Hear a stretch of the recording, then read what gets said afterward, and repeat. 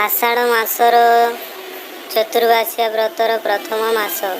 यही 4 मास मुनि ऋषि और साधव माने सेमानंकर परिभ्रमण त्याग करी एक स्थान रे निविष्ट होई साधना करिथांती। आषाढ़ मासरे प्रथम वर्षार आगमन रे मेघ और माटीर मिलन हुए। माटी में हुई रजस्वला कृषि प्रधान देश भावे ख्याति लाभ करुथिबा आम देश रे माटी में हो बहु किसमर फसल फलाई आमरी हाथ रे उजाड़ी दिए। माटीए जेमिति प्रजन पूर्वर विश्राम आवश्यक करे सेमिति प्रजन क्षम होबाक जाउथिबा माटी माँ को रज नीतिदिन विश्राम दिया जाए बोली विश्वास अच्छी। पहली रजरे आरंभ हुए प्रस्तुति 3 दिन धरी धरणी माता को विश्राम दिया जाए जो भूखनन बारण करा जाई थाए।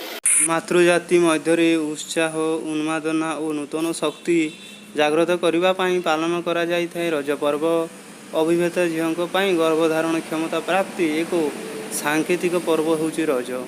जड़े नारी भावे आगामी दिन में किसी कर्तव्य संपादन करने को हेब ताहा कुमारी मानक शिखा पड़ी थाए। यही रज पर्व पालन अवसर में कुमारी माने रज पर्वर मौज भितर जड़े नारीर चलणी आचार संहिता को विधि भाव में पाली थांती एवं भविष्य में जिते बेले झीलटीए नारी भूमिकार अवतीर्ण हो कर्तव्य संपादन करे यही आचार संहिता ताकू सहायता करिथाए।